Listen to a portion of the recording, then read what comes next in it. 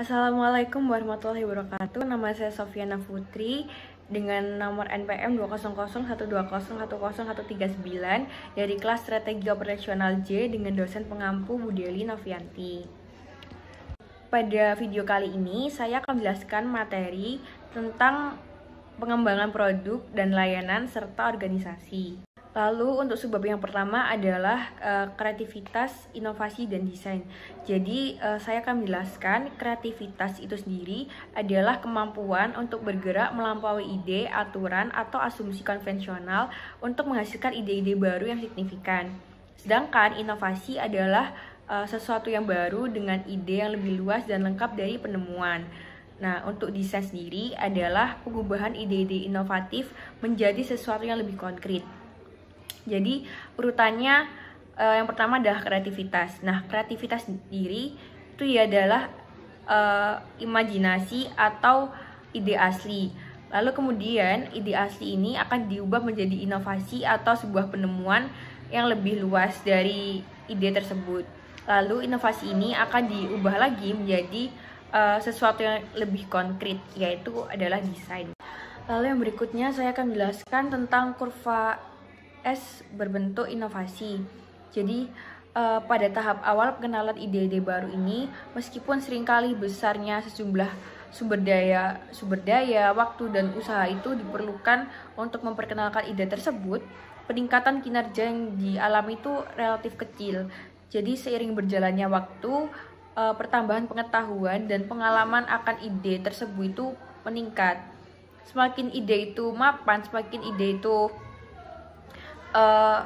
matang, perluasan kinerjanya itu juga akan semakin sulit. Tetapi jika suatu ide sudah mencapai pada periode yang matang, maka akan rentan terhadap ide baru yang menyebabkan kemajuan menuju kurva berbentuk S dengan sendirinya. Lalu selanjutnya ada kurva Henderson-Clark. Nah, model ini tuh untuk memurnikan gagasan sederhana mengenai pemisahan antara inovasi tambahan dan radikal. Nah, dalam model kurva ini, inovasi inkremental dibangun di atas komponen dan pengetahuan arsitektur yang ada. Sedangkan inovasi radikal mengubah pengetahuan komponen dan arsitektur. Nah, inovasi modular sendiri dibangun di atas pengetahuan arsitektur yang ada, tetapi membutuhkan pengetahuan baru untuk satu atau lebih komponen. Sebaliknya, inovasi arsitektur akan berdampak besar pada keterkaitan komponen atau arsitektur, tetapi pengetahuan tentang komponen tunggal tidak akan berubah. Lalu sebab selanjutnya adalah pentingnya strategis pengembangan produk dan layanan.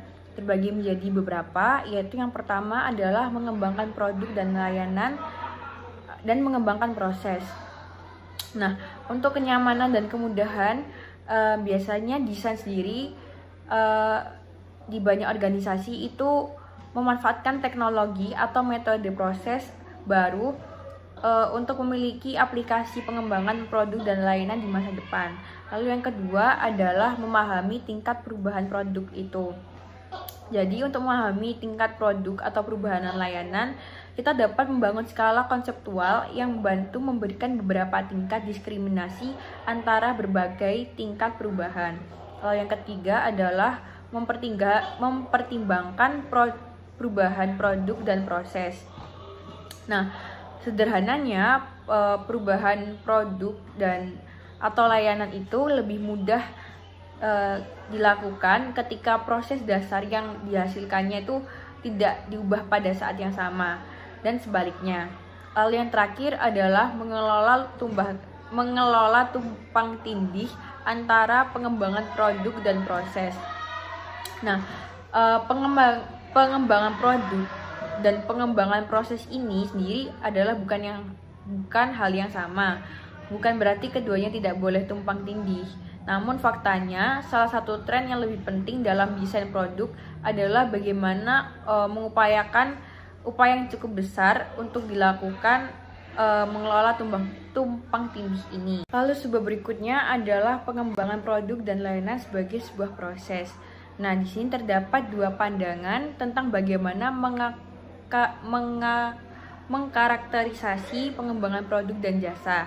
Nah, pada dasarnya Pengembangan produk dan jasa merupakan sebuah proses kreatif di mana pemahaman tentang mekanisme yang terlibat dalam layanan atau produk disatukan dengan kecerdikan dan bakat, di mana ditekankan pada kreativitas, kebaruan, dan inovasi. Nah, untuk mewujudkan hal tersebut, setiap individu itu harus terlibat dalam memberi ruang dan waktu untuk berkreasi. Nah, pengembangan produk dan layanan sendiri terbagi menjadi beberapa tahap. Jadi yang pertama adalah pengembangan konsep. Nah, pada tahap ini, ide untuk konsep produk atau layanan baru dapat dihasilkan dari sumber di luar organisasi. Lalu yang kedua adalah penyaringan konsep. Nah, tujuan dari penyaringan konsep ini adalah untuk mengambil aliran konsep yang muncul dari proses pengembangan dan evaluasi. Lalu yang ketiga adalah desain awal.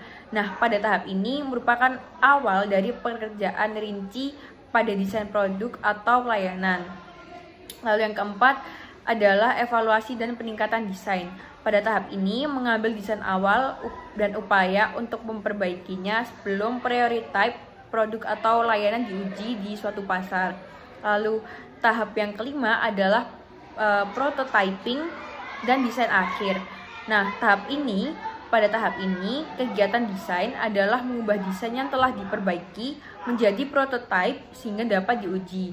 Tahap ini bertujuan untuk mempelajari lebih lanjut tentang sifat dari produk atau layanan yang diusulkan. Lalu yang terakhir adalah mengembangkan proses operasi. Sebagian besar model pengembangan produk dan layanan mengasumsikan bahwa tahap akhir akan melibatkan pengembangan proses operasi yang pada akhirnya menghasilkan produk atau layanan yang dirancang. Nah, pengembangan proses yang dimaksud ini untuk merancang produk layanan yang akan memenuhi kebutuhan pasar. Maka keputusan proses hanya dapat terjadi setelah karakteristik beberapa produk atau layanan telah ditentukan. Lalu sebab yang selanjutnya adalah perspektif persyaratan pasar tentang pengembangan produk dan layanan. Nah, produk dan jasa sendiri dikembangkan untuk memenuhi kebutuhan pasar. Oleh karena itu, cara penting untuk menilai efektivitas proses pengembangan produk dan layanan adalah dengan menilai kinerjanya dalam hal kualitas, kecepatan, ketergantungan, fleksibilitas, dan biaya. Nah, perspektif persyaratan ini dibagi menjadi beberapa, yaitu yang pertama adalah kualitas pengembangan produk dan layanan. Pendekatan yang berguna jika kita ingin menilai pengembangan produk dan layanan yang sedang berlangsung adalah dengan menggunakan perbedaan antara kualitas kebutuhan pasar dan kualitas sumber daya operasi. Lalu yang kedua adalah kecepatan pengembangan produk dan layanan. Nah, pengembangan produk dan layanan yang cepat telah menjadi norma di banyak industri. Terkadang ini karena tekanan persaingan yang besar yang telah memaksa perusahaan untuk menangkap imajinasi pasar dengan seringnya memperkenalkan penawaran baru. Lalu yang ketiga adalah ketergantungan pengembangan layanan produk. Nah, proses pengembangan produk dan layanan yang cepat yang tidak dapat diandalkan untuk menghasilkan inovasi yang andal pada kenyataannya tidak cepat sama sekali. Lalu selanjutnya adalah fleksibilitas pengembangan produk dan layanan. Nah, fleksibilitas dalam pengembangan produk dan layanan baru biasanya diartikan sebagai kemampuan proses pengembangan untuk mengatasi perubahan eksternal atau internal. Yang selanjutnya adalah metafora surat kabar.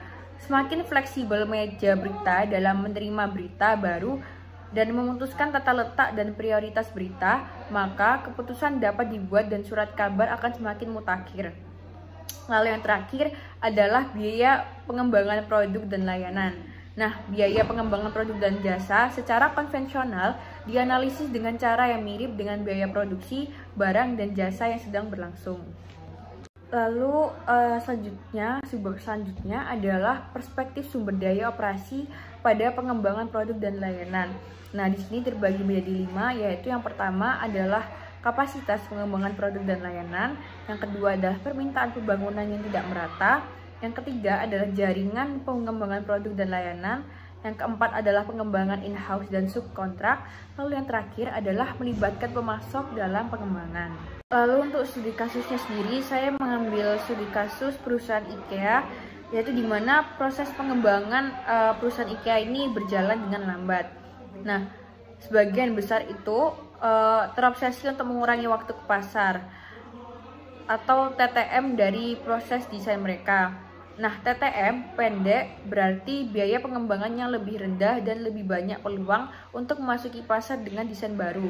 Seperti contoh beberapa perusahaan mobil yang telah mengurangi waktu desain untuk produk mereka menjadi kurang dari 3 tahun. Sementara smartphone baru atau pasar yang jauh lebih dinamis dapat dikembangkan hanya dalam waktu 6 bulan. Jadi, pertanyaannya adalah mengapa IKEA, peritel peralatan rumah tangga yang paling sukses yang pernah ada, membutuhkan waktu 5 tahun untuk mendesain dapurnya.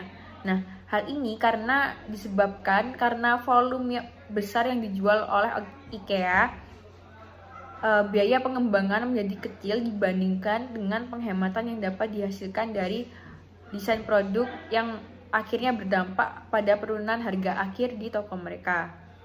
Nah, 5 tahun bekerja untuk menemukan cara untuk merekayasa biaya dari sistem untuk meningkatkan fungsionalitas. Kepala eksekutif baru IKEA, Peter Agnevijal, mengatakan tentang dapur metode perusahaan yang berarti metode dalam bahasa Inggris, yaitu metode adalah produk yang kompleks. Ia memiliki lebih dari 1000 komponen yang berbeda, dan dapur adalah produk dari proses desain demokratis. Nah, di sini IKEA yang memastikan desain yang akan bekerja di rumah dimanapun di dunia, yaitu mempertimbangkan penting untuk menjual sekitar 1 juta dapur per tahun. Juga beberapa pembelian tiket besar selera konsumen dalam perobotan rumah tidak berubah dengan cepat. Nah, di sini IKEA masih menggantung lukisan di atas sofa dan cenderung memiliki TV yang di sudut, kata Direktur Kreatif IKEA, Mia Landstrom. Tetapi jika tren tidak terwujud dalam semalam, penting untuk melihat preferensi konsumen yang muncul. Nah, sebuah tim peneliti mengunjungi ribuan rumah tiap tahun dan menyusun laporan yang terlihat sejauh 1 dekade ke depan. Jadi, tanpa keharusan untuk mengubah desain yang produknya terlalu sering, biaya produk ini tuh menjadi pendorong utama daripada membeli komponen prefabrikasi dari sumber luar. IKEA akan mengembangkan sendiri jika dapat menekan biaya. Misalnya, contohnya desainer IKEA menciptakan sistem pencahayaan LED mereka sendiri untuk menyalakan salah satu laci dapur. Sekian pemaparan materi dari saya. Mohon maaf apabila banyak kekurangan kata. Terima kasih. Semoga apa yang saya sampaikan dapat bermanfaat untuk yang melihat video ini. Saya akhiri. Wassalamualaikum warahmatullahi wabarakatuh.